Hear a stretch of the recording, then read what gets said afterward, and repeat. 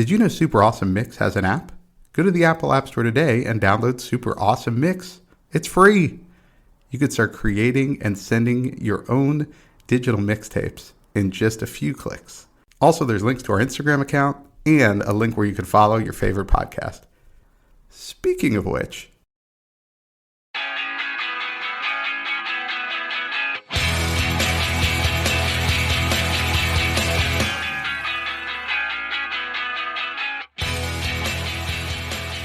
welcome back to another Super Awesome Mix. My name is Matt Sidholm alongside my co-host and co-founder of Super Awesome Mix, Samer Abu Salbi. Samer, how we doing this week? Doing well. I'm a little bit under the weather. I apologize to the listeners. I'm going to be bringing my nasally voice to the mix this week, but it's springtime. That's what happens in the spring. I feel like I always get sick in the spring. You're right. That is what happens in the spring. It seems like if someone's going to be sick, it's going to be now. I feel like right. Something's going on around. I even heard somebody had COVID the other day, which I was like, oh, how quaint. Yeah, I remember that. That was what, like 30 years ago, right? That's what it feels like. It was at least 30 years ago. Yeah, for sure. Ago. Yeah. But you know what? I got excited though, as always, because we're in season 2, which means we get to do volume 2 of mixes, and I feel like we really knocked this one out of the park. I gotta say, like I was interested to see your picks. Of course, what I'm talking about is we are doing acoustic covers, a mega mix. So we've got 24 songs here. You'll find it on the playlist. We picked the original, we picked a acoustic version. Then you'll hear the original, and we discuss which one we like more. And yeah, I thought the picks were great. I was really excited to play this mix over and over again. I've enjoyed a lot of these. Yeah, it's always fun. And we also got a mix of some artists doing their own songs, like in an acoustic version, and then sometimes it's artists doing somebody else's song in an acoustic version of it. So it's really kind of a cool mix up there as far as who is doing the alternate version of these songs. But yeah, it's always kind of cool when someone takes a song that most of these songs I think you're probably going to recognize right off the bat. They're fairly popular songs, but I also love it on the acoustic versions when it starts and you don't even necessarily recognize it right off the bat.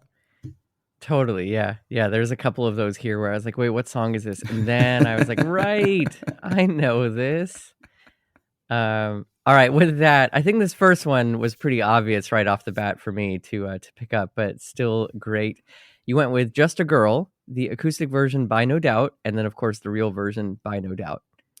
Yeah, this was No Doubt's breakthrough hit. So I'm sure everyone has heard this. And even if you're not a fan of the band, you've probably heard it on the radio a million times. I mean, it's just one of those super popular songs, right? But I love that they did an acoustic version of it. I think it sounds, you're going to recognize it. So it's not like they did something drastically different on the acoustic version.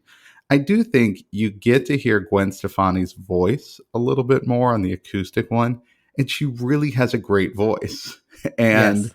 I think when No Doubt was big, and even when she did her solo work, I think a lot of it is like energy, and she's got a look and all the other things, right? Like she's just got this personality. And now that she's on The Voice, a lot of people just know her as this personality, right? But I think the acoustic version does such a great job of her showcasing her voice and how great a voice she has. So that's why I really appreciated it. Yeah, I think in particular for those songs where it's an acoustic cover by the artists themselves, that really stood out to me. It's like you get to hear someone's voice for the first time, like without all the studio accoutrement, if you will.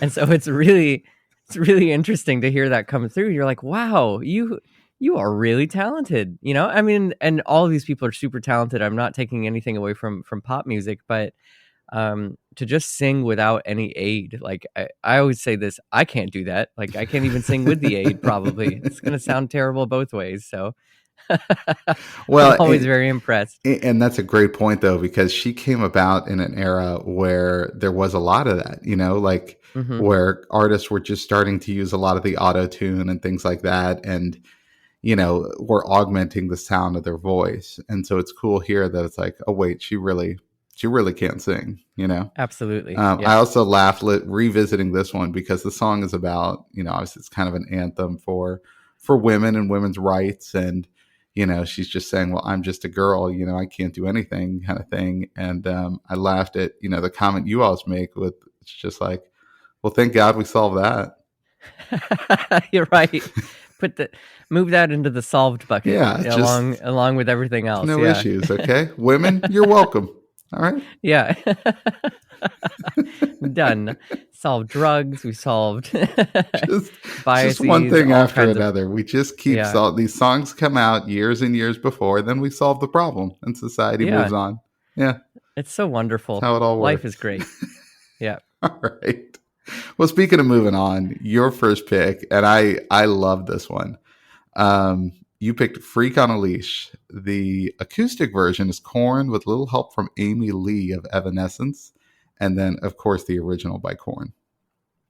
Yeah. This one really surprised me. And I had to put it at top of my mix because I am just shocked at his voice because, Korn is like a screaming new metal-ish band, right? Like around the same time as System of a Down and a bunch of these other bands like coming out. Um, Really, really heavy, heavy rock sound. And then to hear him, this was on MTV Studio, similar to kind of an unplugged setup. It was just amazing. And then to be helped by Amy Lee from Evanescence, who has just a gorgeous voice. I mean, her voice is just absolutely stunning in all of her songs that she's ever like worked on. So the combination of the two is great. And like the piano play is like just so gorgeous in this song. Like I just cannot believe it. Like you listen to it and you're like, this is actually like a beautiful song. and then and then you listen to the original and you're like, oh man, this song like rocks so hard. And like the subject matter, is like, even in the title, "Freak on a Leash" is like such an evocative statement. He's singing about how he feels about himself being like a band touring and being part of the music industry complex, and how he feels that they basically just put him on a leash and like tour him around as if he's like a freak on a leash. Similar to like circuses way back in the day, that type of, setting. So yeah, I thought that was like really interesting to hear it as such a softer take on it with, such an interesting heavy subject matter. But I've listened to this one over and over again of all the songs on the mix. Totally agree. This was actually my favorite of the ones that you picked, just because it was so different and it was so unexpected. It almost sounded like something from like a musical, like with the way the piano Right. intro comes in, and then you have the male voice and the female voice contrasting. I was like, I was so impressed. And I think I did not think I would be that impressed with a Korn remake of a song that I have listened to I don't know how many times before the original version. Yeah, exactly. That was my reaction too. I was like, I clicked on it almost just expecting to be like, there's no way I'm putting this on the mix. Like how could this work out as an acoustic song? Like there's no way, but it really works so well. So I hope listeners you enjoyed just as much as we did. Track 3, your next pick, you went with "Walk On," parentheses Ukraine, on the new Songs of Surrender remake that's coming out, and then of course the original "Walk On" by U2. Yeah, so this is from their 2000 album, All That You Can't Leave Behind, which I think was probably their biggest. They had a string of albums between like the early 90s and 2000 that had just done okay. And they were way into kind of they got really into kind of electronica and like kind of Euro pop, I think, for a while there. And it just wasn't as globally popular. And then this album came out and it was super popular. Um, and I really like this album. This is almost a no skip album for me, but I love this original song "Walk On," and the Songs of Surrender album I just highlighted on our new music mix. But it's definitely worth checking out if you're a U2 fan. But this one is really good because again, we talk about vocals. You get to hear Bono's voice like really clearly, and not that you can't tell what kind of incredible vocalist he is from just their original work, but this highlights it that much more. And then they rework the lyrics a little bit here as kind of a tribute to Ukraine and everything going on there. So This song, I've always loved this song, and so hearing it in this version, I kind of knew I was going to like it. You were unsure about Freak on a Leash. Like, this was one that I was like, I know I'm going to love this one. And, has still, U2's still taking on a lot of political issues as they've done throughout their career. Yeah, that was you mentioned the lyrics being reworked. That was the thing that immediately caught my attention was like, oh, interesting. It's not, we talked about this whenever we mentioned it on the new music. It's not just let me take my old songs and just do it without, a studio behind it. It really is kind of like a reimagining of all of these with an acoustic flair to it. So I thought that was really interesting. And I really do like that it's reworked. And to your point, yeah, Bono has always been very, very like involved in politics and environmental issues and everything. He's used his personality as a platform. So it's impressive that he's still doing it all these years later. It's awesome. I liked these two songs. I like the acoustic one a lot more. Maybe just because it's more updated or something. But you're right. I just think it's like, especially on the subject matter, it just feels a little bit more genuine in a way. It just comes across a little bit stronger because it doesn't have all of the production value behind it. Well, and it almost strikes me as a song that maybe should have been sort of an acoustic one from the beginning, right? It almost makes more sense as an acoustic song than it does as something overly produced. We talked about this Yeah. on the intro to Springsteen, how he had that Nebraska album where it turned out that the demos he created ended up being the final album, and all the reworking, it was like, this just doesn't make sense, right? And Walk On, the album version's not that far from an acoustic version, right? But I think it just definitely works better this way. Yeah, I agree. All right, so this next one kind of threw me for a curve, so I'm interested to hear what you have to say about this one, okay? But the song is Limbo by Royal Blood, and they do both the acoustic or orchestral version, as it's listed, and the original. Yeah, I cheated. That's all I can Well, say. there you go. Then okay, because I wrote down, did Sammer understand the assignment? It was my first question, and I sure did. I'm glad you just said, "Well, I cheated." Okay, Yeah, okay, I carry on, understood it, carry and I on. chose to do it my own way. Um, if you're a teacher, you know exactly the type of student I was. Because I can defend just almost anything. I always hated multiple choice tests because I couldn't like argue my way into an answer. I loved essay tests though because I could always argue my way You into an could take answer. that one. Yeah, you could take that one back to the office and be like, "Hold on a minute. Look at paragraph Right. 2. I make a Yeah. pretty good argument." Exactly. So yeah, so I kind of wanted to throw an orchestral version of a rock song. So all my picks are rock songs. And I have always loved when bands, like put an orchestra behind them instead of like a full like studio metal set and everything like that. So this is cheating, yes, but I just think it's so cool to have kind of the strings come in and they work so well in the song. I love this song. I love Royal Blood. Limbo has been a song I've had on repeat for many years now since it came out.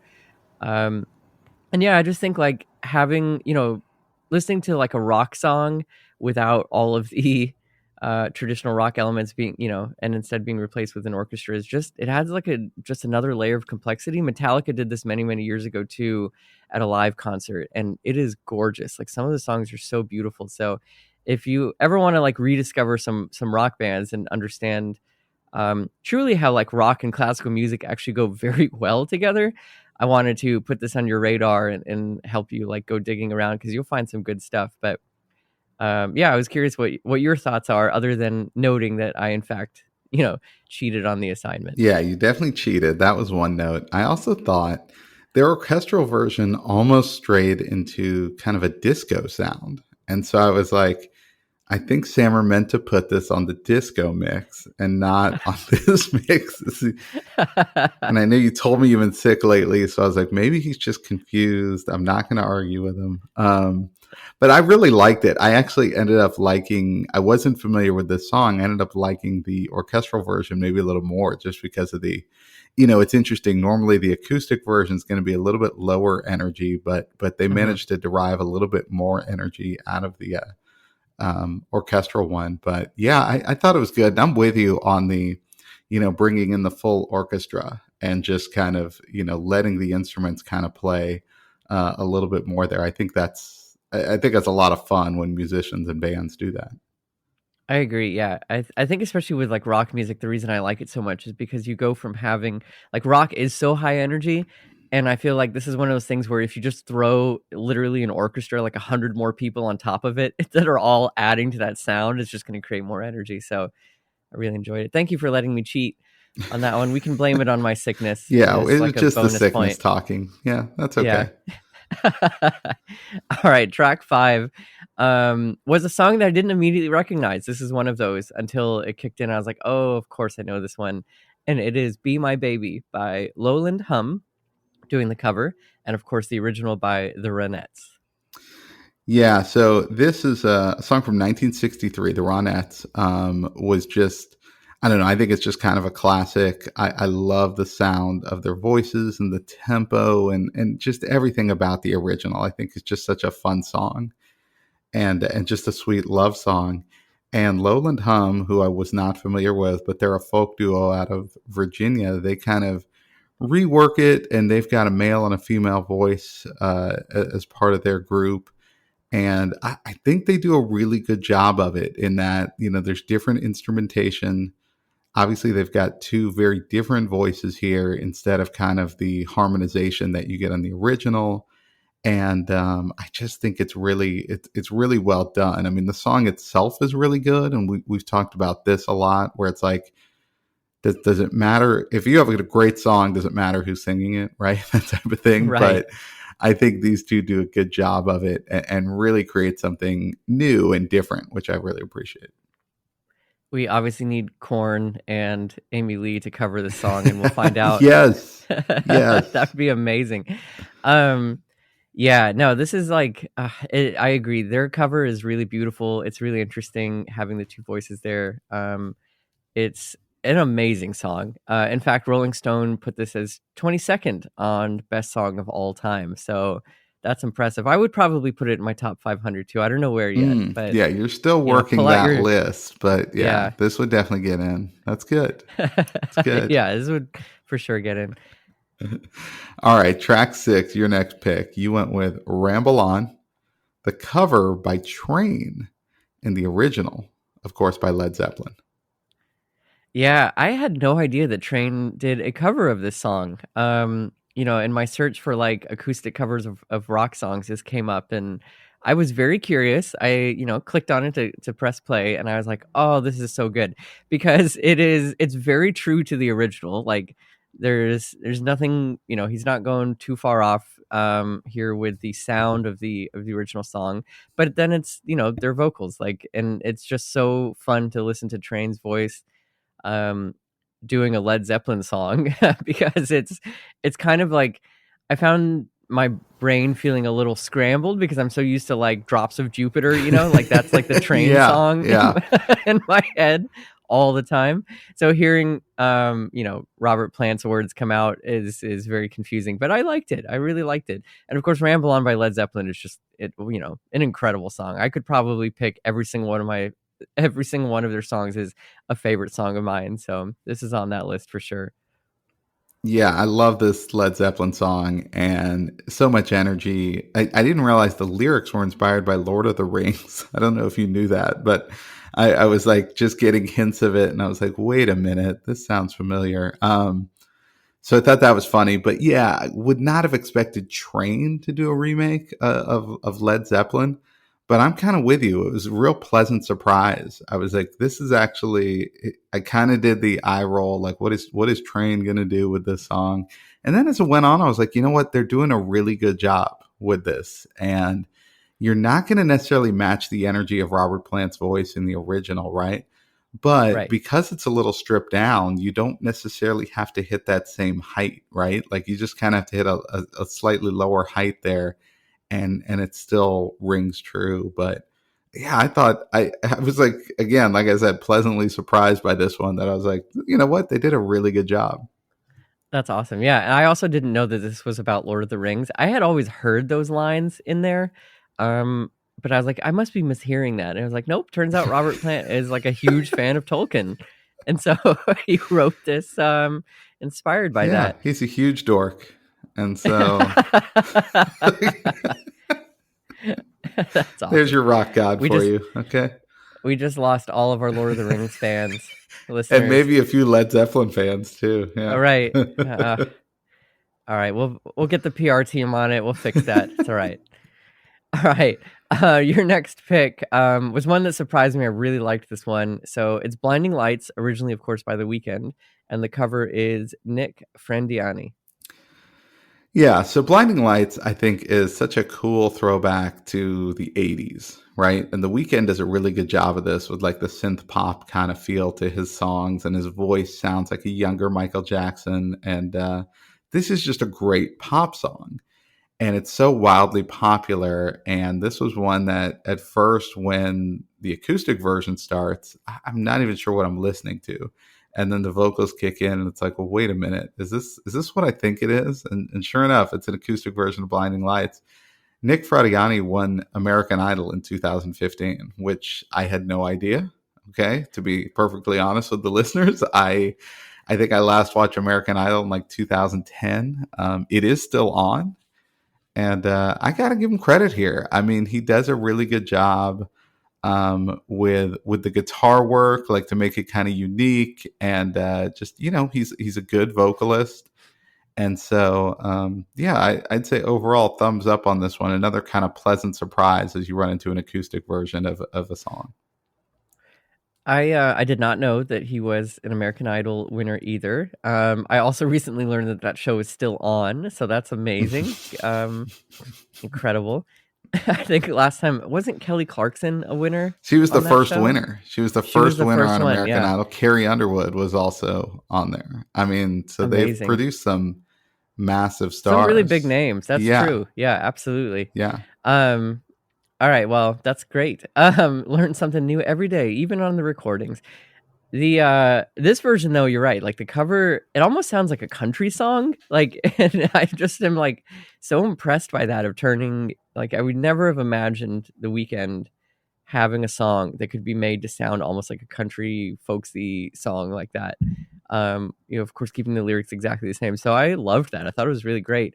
So this was definitely a surprise for me and I really enjoyed it.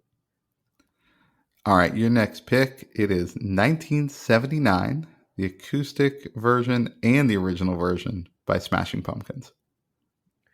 Yeah, I mean, I love Smashing Pumpkins. They have a new album out, so I've been kind of digging into a lot of their older stuff as well. Again, A Tomb is their new album, and I think like these two songs again. It's obviously it's the same band, same song, but they're very different. I think like the acoustic version sounds so much more sad, for lack of a better word.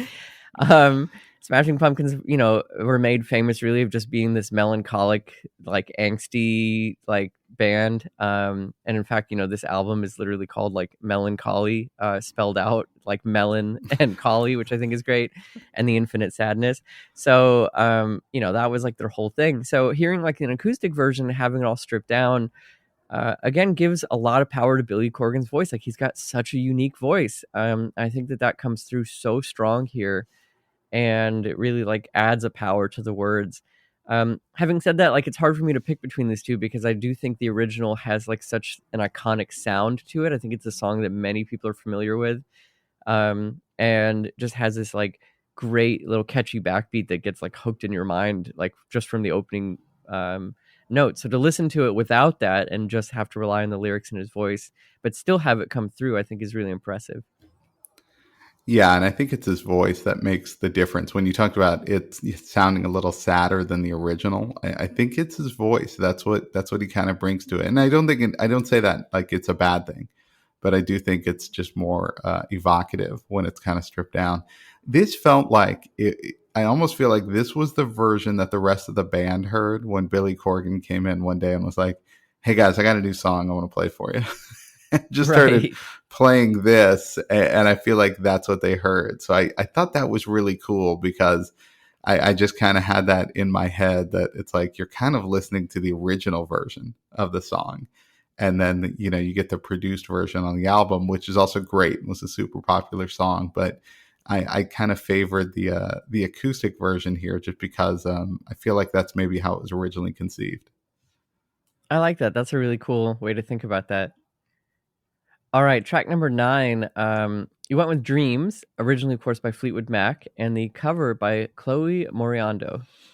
Yeah, Chloe Moriondo is only 20 years old. Apparently, she's a YouTuber. I'm old. I don't know the YouTubers, so forgive me out there, our younger fans. She has over 3 million subscribers on her YouTube page. So good for Chloe. Wow. And good for her for taking on just kind of an iconic song. I mean, Dreams is just a massive song, kind of gained new life a couple years ago with what was it on YouTube or TikTok with the skateboarder kind of singing this song, right? Um, Yeah. so that kind of won out. But yeah, she does a really good job of this. It's so distinct and obviously originally sung, with a female voice. She brings her own voice. So there's a little bit of sameness there. But the thing I like is that she stays true to this song, not rushing anything. Right. And I think Mhm. that's kind of the neat thing about this song is that it's not in a hurry. And I think for a young person to take on a song like this and keep that pacing is really impressive. And so I liked her version, even though the original is not so hard rocking that you could, you know, um, it's not a totally different song. You're going to recognize it, but I think she does a really good job of it. Yeah, I love how you describe that, like, she doesn't rush it, and so she does the original song, justice in that way because it is really, I mean, it's an amazing song, right? And what's really even more impressive that I learned in learning about in, like, researching this is that, she did this in one go, Stevie Nicks. So this was her first shot at recording it, and then they never were able to re-record it and, like, get a better sound. So literally, like, the first recording is the recording that then got pushed out into the world. And their sound producer was saying that they really tried to get another recording because apparently in the song, like, the drums bleed into her voice a little bit at some point, and so they had to, like, futz with that to fix that a bit. Um, but yeah, it's just amazing that she, like, sat down, kind of demoed the song. They were recording it, thankfully, and then that was the version that became the, the real song that that's we all know and that's love. incredible. Yeah, it's amazing. So I think for someone all those many years later who's so young to be listening to it and be influenced by it enough to, want to record her own version, I think that's so cool and very impressive. And I love how music moves through generations like that. I think it's really powerful. Agreed, agreed. Now, speaking of music moving through generations, I thought this next song was really impressive. The song is Orion, the original by Metallica, the remake, the acoustic version by Rodrigo y Gabriela, Yes, excuse me. Gabriella. Yeah, oh my goodness, like, so I got into Spanish guitar kind of by accident because of I watched the movie when I was younger, Once Upon a Time in Mexico. I believe they were featured on this album, and then I went to a music festival where, I can't remember if they were performing or another really famous, acoustic guitarist was, and I just started listening to it and absolutely loving it, and so fast forward many years later, I had an album of theirs, Rodrigo y Gabriela, and then in my research realized that they did a cover of a Metallica song, so I had to throw this on here. It is amazing, right? Really long song from both of them. This is like old school Metallica, and as my friend said, like, metal is really just distorted classical music, and I think this song really, like, showcases that because on guitar, it's because on guitar it is just absolutely stunning. I mean, it's like a gorgeous song. You could follow it the whole way through. And then you listen to the metal version, the Metallica version, and it's like, right, you get it. Like, you understand how all of those instruments can come together and produce that same song. So I really wanted again to showcase, like, the beauty of rock and metal and, like, to show why I appreciate it so much because it has, like, such a deep rooted history and early origins of music. Yeah, this was amazing because it's a 7 minute guitar solo, right? Like that's essentially what you're listening to here in both cases. And I think unless you're a pretty big Metallica fan, you're not going to be so familiar with this that you'll listen to this acoustic version and just immediately know it, right? So Yeah. what you have here is two just very distinct songs that are very listenable. And I think for a lot of people, they may not immediately make the connection that one is a cover of the other because it's so different. But you're right. I mean, the Spanish guitar was, I mean, it's just incredible. I mean, they're both incredible, right? Like just Right. the musicianship on both is really impressive. But yeah, to take a song like that from Metallica and rework it with a Spanish guitar, I thought was so impressive. Like really, really good job. All right, last two picks here. Yours first. You went with Gangsta's Paradise. Of course, we all know the original by Coolio and the cover here by Kina Grannis. Yeah, this is from the movie Dangerous Minds, which came out in the I think early to mid '90s. I remember going to see Dangerous Minds in the theater, and they gave out a cassette single of this song. That is awesome. Yeah, Wow. so I still may have somewhere an original cassette single of Coolio's "Gangster's Paradise." Of course, the song probably had has had more legs than the movie. It still gets played today. Really impressed here that Kina Grannis took this song and kind of reworked it the way she did and turned it into this acoustic version. Kina Grannis, someone I was not familiar with, but she's done a lot of different things in music, but kind of had her breakthrough in 2008. She won a Doritos contest for her music to be played during a commercial at the Super Bowl. So she got played. That was kind of That's her awesome. biggest. Yeah, that was her first big breakthrough. And then she's done a ton of stuff there, both in music and even some acting as well. But the thing I think was really interesting is her voice has kind of an eerie quality to it, to where the way she kind of presents this, it's almost something that could be a little bit scarier than the original version, which is just a tough song. So she really takes on kind of still takes the right overtone to it, but it goes from kind of scary to kind of a different sort of kind of eerie sound.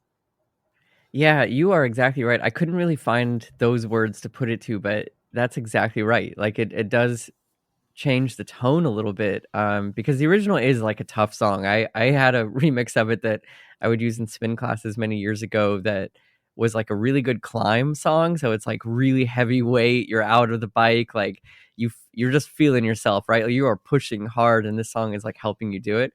But hers, yeah, is almost like unsettling in a way, and like you really are paying more attention to the lyrics, like you're understanding what he's talking about. And that, like, as I read, like, a gangster's paradise is like a sandcastle in a way. It's like, yes, you've built a world of wealth and for yourself and all that kind of stuff, but it can all come crumbling down really, really fast. So I thought that was really interesting to spend some time with the lyrics, more than I ever had, because mostly I've just always loved the sound of the song, and not paid too much attention to what he was singing about. So I really appreciated the cover by her, and I liked it. I liked it a lot. I love that she brought like a different energy to these words. All right, let's bring it home. You've got "Come as You Are," both the acoustic version and the original by Nirvana. Yeah, I had to include this incredibly famous example of like, rock going acoustic. Certainly I'm sure not the original of a rock band doing this, but probably one of the most famous versions of, of a singer taking his songs that are so grungy and so distorted, um down to bare bones, just the guitar and his voice. So it's incredible. Like I became obsessed, as I got older. I got way more interested in Nirvana and Kurt Cobain and really the sound production behind it and like what they were able to do. So they had originally thought that this was going to be their lead single because it was a little bit more crossover, like a little bit more accessible to listeners that weren't going to be into the grunge scene from Seattle. But then Teen Spirit, Smells Like Teen Spirit just like took everyone by surprise, and that became kind of the blow up single. But I think this is a really interesting song. I really like it as acoustic. Again, we talk a lot about how it gives more power to the singer's voice. Here you really hear a lot of the pain in Kurt's voice coming through, and what he's singing about, and all the contradictions in this song, and how it's almost like you're trying to be everything to everyone, and every line is opposite the former line. So I think it has a lot of power as an acoustic version. Totally agree. Yeah, this I think it does highlight the lyrics much more and the songwriting ability of Kurt Cobain here. So I think it's a good one. Yeah, when I told my wife we were doing another acoustic covers, she immediately brought up Nirvana. She's a huge Nirvana fan. So I'm glad Nice. you included this one. But yeah, it's just a really well done. And obviously, it's their own song, but they change it enough. What I thought was interesting, listening to the acoustic version and then the original version, was how much slower the acoustic version is than the original. And I don't consider the original to be a fast song, right? So Right, it's not even right. something where it's like this super speedy song in my head that is just so slowed down, which is the case in some of these acoustic versions, right? Here's one Yeah. that I'm like, yeah, that original doesn't move that fast. But then when you listen to these back to back, you'll hear how much they slow it down. And I think that's really impressive too, because how many times have they done this song? And the version you hear is live. And so that's the other part with all the adrenaline and everything from like performing live. Instead of like playing faster, they're actually like dialing it back, which I think is also a really impressive skill. Yeah, that's a really good point. All right. Well, there you have it. It is volume 2 of our acoustic covers. It's a mega mix. So you're going to have 24 songs on this one, both the acoustic version and the original. Follow us with everything at Super Awesome Mix on Instagram. And of course, we got plenty of mixes ahead of us. So Sammer and I will get to work on those. And for Sammer, this is Matt, and we'll see you next time.